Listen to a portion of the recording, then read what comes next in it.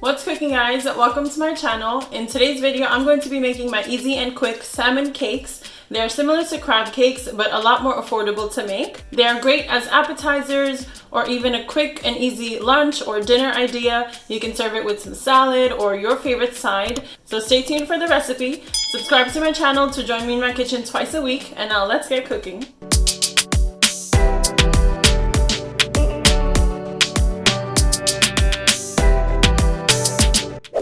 So let's start by preheating our oven to 400 degrees Fahrenheit.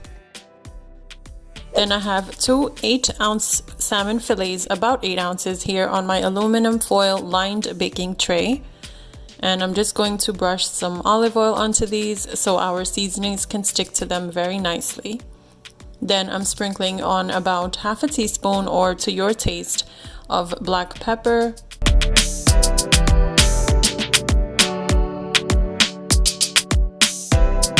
And then about half a teaspoon of onion powder on both of our fillets as well. And then we have about another half a teaspoon of garlic powder being sprinkled onto the fillets, adding some additional flavor. Then add some salt to your taste. I sprinkled a good pinch on each fillet.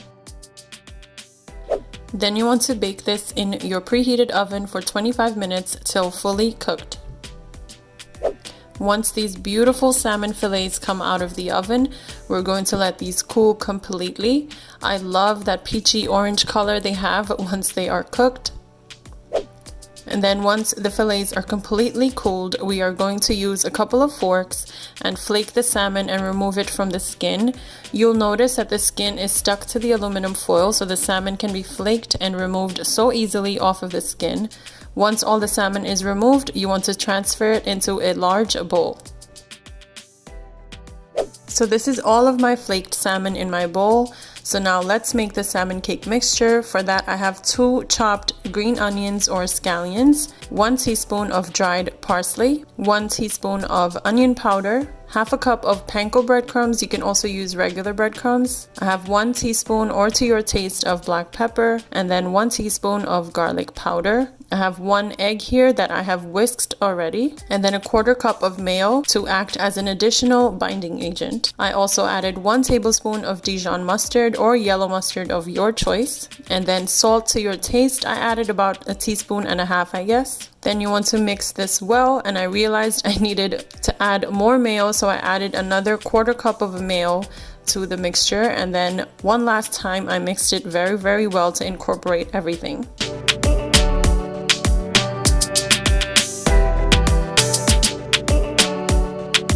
Now to form the salmon cakes, I'm taking about half a cup of the mixture, then shaping and forming it into a burger patty-like shape. I was able to make 10 salmon cakes with this mixture amount. As I was shaping these, I thought these would be great to make as a salmon burger, in between some soft brioche buns, some sauce, lettuce, tomatoes, you know the deal. Now I'm going to heat up some oil and 1 tablespoon of butter in a nonstick pan and let the butter melt.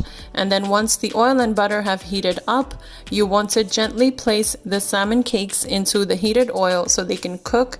You don't want to overcrowd the pan, otherwise the oil temperature can drop down. So these will take about 3 to 4 minutes on each side to brown. Once you can see they have browned on one side, you're going to gently flip these over, and oh, these look so good. Look at that golden color, you guys. These look better than I expected. And I just had to show you guys the magic up close. My salmon cakes look so good already, and they haven't even finished cooking yet. And once these look nice and golden on both sides, you're going to remove these beauties onto a plate with a paper towel to get rid of any excess oil. And then for serving, you want to put some salmon cakes on a plate with lemon wedges like I have here, and I'm drizzling this store-bought sauce I had in the fridge. And then you're going to garnish it with the green parts of the scallions that you're going to chop. These look like restaurant quality appetizers right about now. The beautiful goldeny peachy color is just perfect, and you can still see specks of the other ingredients we put in the salmon cake mixture. These look absolutely fabulous, and they tasted even better than they look.